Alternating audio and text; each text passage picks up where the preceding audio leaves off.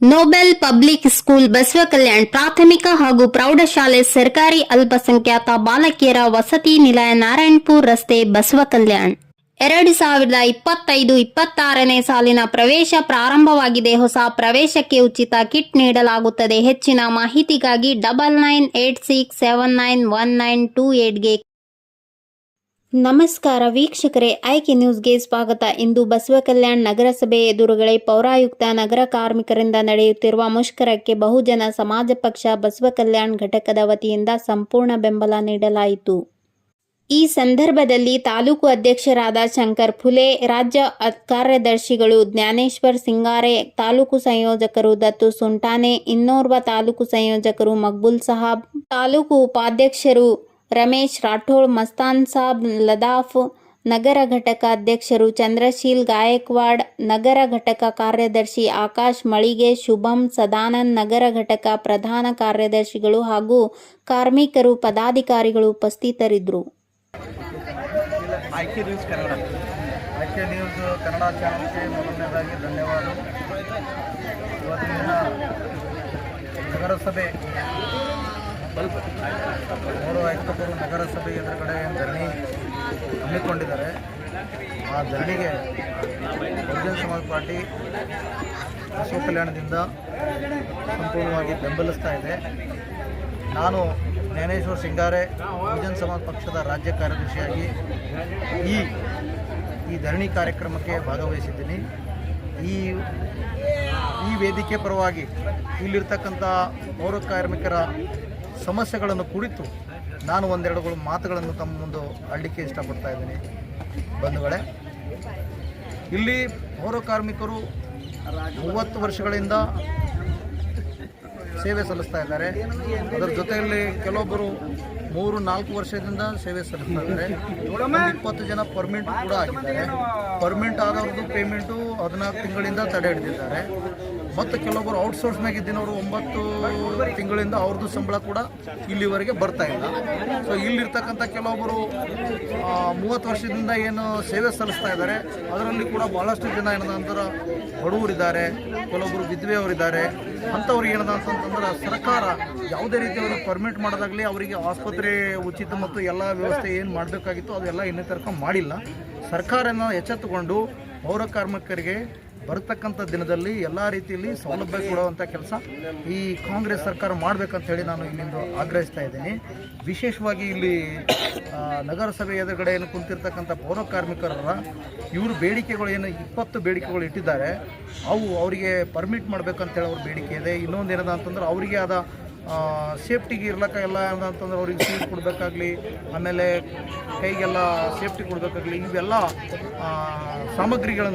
ಸಮಗ್ರ ಸಾಮಗ್ರಿಗಳನ್ನು ನಗರಸಭೆಯಿಂದ ಪ್ರತಿ ತಿಂಗಳಿಗೆ ಆಗಲಿ ಅಥವಾ 6 ತಿಂಗಳಿಗಾಗಲಿ ಏನು ಬರ್ತದೆ ಸರ್ಕಾರದಿಂದ ಅದು ಎಲ್ಲ ರೀತಿಯಿಂದ ಕೊಡಬೇಕು. ಮತ್ತು ದಿನನಿತ್ಯ ಏನು ಉಪಹಾರ ಇರ್ತದೆ, ಪೌರ ಕಾರ್ಮಿಕರಿಗೆ ನಾಷ್ಟ ಮಾಡಿಸೋದಾಗಲಿ, ನೀರು ಕುಡಿಯೋದಾಗಲಿ, ಇವೆಲ್ಲ ಏನದ ಸರ್ಕಾರದ ನಿಧಿಯಿಂದ ಏನು ಬರ್ತದೆ ಅದು ಪ್ರಾಮಾಣಿಕವಾಗಿ ಬದ್ಧತೆಯಿಂದ ಎಲ್ಲರಿಗೆ ಏನದ ಅಂದರೆ ತಲುಪಿಸುವಂಥ ಕೆಲಸ ಇಲ್ಲಿರ್ತಕ್ಕಂಥ ಆಡಳಿತ ಮಾಡಬೇಕಂತೇಳಿ ಆಗ್ರಹಿಸ್ತಾ ಇದ್ದೀನಿ. ಮತ್ತು ಇದು ಏನದ ಅಂದ್ರೆ ಕೆಲವೊಂದು 50 ಜನರಿಗೆ ಮಾತ್ರ ಕೊಡೋದು, ಬಾಕಿ ಜನರಿಗೆ ಯಾರೂ ಕೊಡ್ತಾ ಇಲ್ಲ ಅಂತ ಹೀಗೆಲ್ಲ ನಮಗೆಲ್ಲ ಕೇಳಿ ಬರ್ತಾ ಇದೆ. ಇನ್ನೊಂದು ಕಡೆ ಏನು ಬರ್ತಾ ಇದೆ ಅಂತಂದ್ರೆ ಅಧಿಕಾರಿಗಳ ಹತ್ರ ಈ ಸಂಬಳ ಕೊಡ್ರಿ ಅಂತ ಕೇಳಕ್ಕೆ ಹೋದಾಗ ಇಲ್ಲಿರ್ತಕ್ಕಂಥ ಸಿಬ್ಬಂದಿಗಳಿಗೆ ಕೆಲವೊಬ್ಬರಿಗೆ ಏನದ ಅಂತಂದ್ರೆ ನಿನಗೆ ಡ್ಯೂಟಿ ಮಾಡಲ್ಲ, ನೀನು ಸಂಬಳ ಕೊಡಲ್ಲ, ಹಂಗೆ ಹಿಂಗೆ ಸ್ವಲ್ಪ ಅವರಿಗೆಲ್ಲ ಬೆದರಿಕೆ ಹಾಕೋದು ಹಿಂಗೆಲ್ಲ ನಮ್ಗೆ ಕೇಳಿ ಬಂದಿದೆ. ಅದಕ್ಕಾಗಿ ಇಲ್ಲಿರ್ತಕ್ಕಂಥ ಸಿಬ್ಬಂದಿಗಳು ಯಾರು ನೇರವಾಗಿ ಕಮಿಷನರ್ ಅವರಿಗೆ ಮಾತಾಡೋಕ್ಕಾಗಲ್ಲ. ಯಾಕಾಗಲ್ಲ ಅಂತಂದರೆ ಅವರಿಗೆ ಏನಾದರೂ ಮಾತಾಡಿದ್ರೆ ನೇರವಾಗಿ ಅವ್ರಿಗೆ ಟಾರ್ಗೆಟ್ ಮಾಡಿ ಅವರಿಗೆ ಸಸ್ಪೆಂಡ್ ಮಾಡ್ತೀನಿ, ಹೀಗೆಲ್ಲ ಅವರಿಗೆಲ್ಲ ಬೆದರಿಕೆ ಹಂತದಲ್ಲಿ ಇಟ್ಟಿದ್ದಾರೆ ಅಂತಕ್ಕಂಥ ಮಾತು ನಮ್ಮ ಕಿವಿಯಲ್ಲಿ ಬಂದಿದೆ. ಆ ಕಾರಣದಿಂದ ಇದರಲ್ಲೇ ಕೂಡ ಪೌರ ಕಾರ್ಮಿಕರು 3 ಜನ ಡೆತ್ ಆಗಿದ್ದಾರೆ. ಅವರಿಗೇನದ ಆಸ್ಪತ್ರೆ ತೋರಿಸಲಿಕ್ಕೆ ಹಣ ಇರಲಿಲ್ಲ.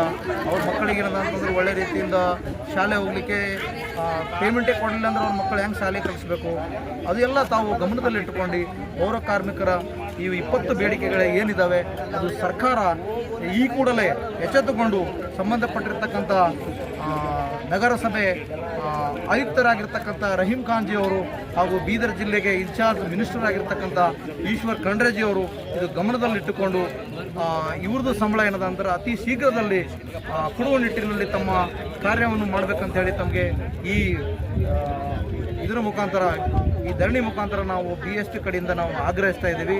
ಅದರ ಜೊತೆಯಲ್ಲಿ ಸನ್ಮಾನ್ಯ ಮುಖ್ಯಮಂತ್ರಿಗಳು ಕೂಡ ದಲಿತ ರಾಮಾಯಣ ಅಂತಕ್ಕಂಥ ಮಾತು ಹೇಳ್ತಾ ಇದ್ದಾರೆ.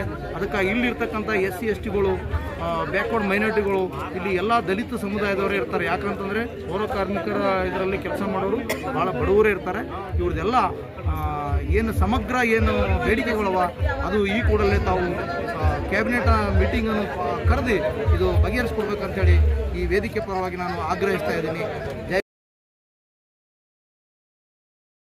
जो स्ट्राइक चल रहा है यहाँ पर बसों कल्याण के विधायक नजर नहीं आ रहे हो, तो इस संदर्भ में आपने आज कमिश्नर जी को मेमोरम दिया, इस संदर्भ में आप क्या कहेंगे?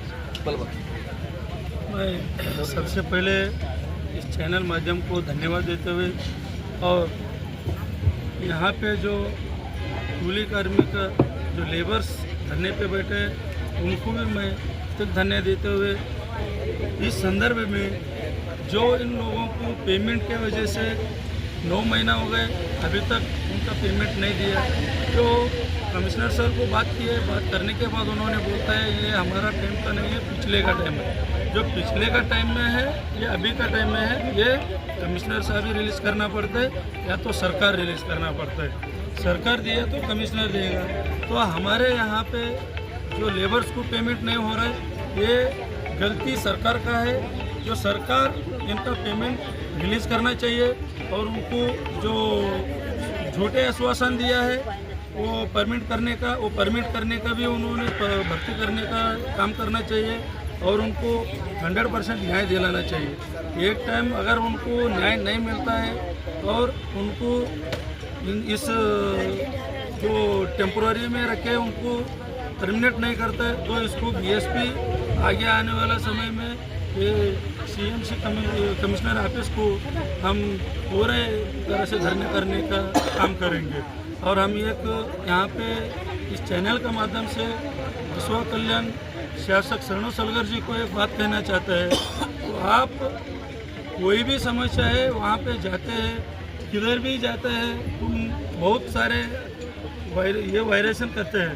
तो यहाँ पे इतना 30 साल से जो लेबर्स काम कर रहे हैं उनको अभी तक परमिनेंट नहीं किया, उसका बारे में आपने कुछ नहीं बोला। तो उनका 9 महीने से पेमेंट नहीं हुआ, उसका बारे में आपने क्यों कुछ नहीं बोल रहे? तो इसका कारण क्या है? तो सरकार इसका जिम्मेदार है और यहाँ का शासक यहाँ इसका जिम्मेदार है। लेबर जो काम करते हैं वो काम सही से किया तो आज बसवा कल्याण क्लीन और नीट रहता है। क्लीन और नीट उन्होंने काम नहीं किया तो कैसा रहेगा? तो आप लोग उनका पेमेंट नहीं दिया तो लोग पूरे 1 महीने काम बंद करने का काम करेंगे। हम ये बसवा कल्याण सभी हमारे BK9 news live media channel, सभी हमारे IK news conduct 24/7 KJ news India से हम एक यहाँ से सनसनीखेज बना रहे। जैसे कि बहुजन समाज पार्टी के तालुका अध्यक्ष जी ने जो CMC के लेबर के साथ जो अन्याय हो रहा है, उन्होंने बसवा कल्याण के विधायक शरणु सलगर जी के ऊपर सवाल उठाया है। उन्होंने आकर विजिट करे और उनकी सांत्वना करे। उन्होंने कांग्रेस पार्टी के ऊपर भी सवाल उठाया है कि इनके जो मान्यता जो सरकार मान्य करेंगे, यहाँ के जो MLA है और कांग्रेस पार्टी के एक्स MLC विजय सिंह जी, इनके जो सरकार से मांग की है वो मांग पूरी हो पाएंगी या इससे ही लापरवाही होती रहेगी। इस संदर्भ में बहुजन समाज पार्टी के डायनामिक तालुका अध्यक्ष शंकर फुले जी अभी हमारे BK9 news live media channel IK Iqbal Patel ಪ್ರಾಥಮಿಕ ಹಾಗೂ ಪ್ರೌಢಶಾಲೆ ಮತ್ತು ಶೇಖ್ ಮೊಯಿನುದ್ದೀನ್ PU ಕಾಲೇಜ್ ಕೊಂಗ್ಳಿ ರಸ್ತೆ ಹುಲ್ಸೂರ್ 2025-26ನೇ ಸಾಲಿನ ಪ್ರವೇಶ ಪ್ರಾರಂಭವಾಗಿದೆ. ನಿಮ್ಮ ಮಕ್ಕಳ ಅತ್ಯುತ್ತಮ ಭವಿಷ್ಯಕ್ಕಾಗಿ ಇಂದೇ ಪ್ರವೇಶ ಪಡೆಯಿರಿ.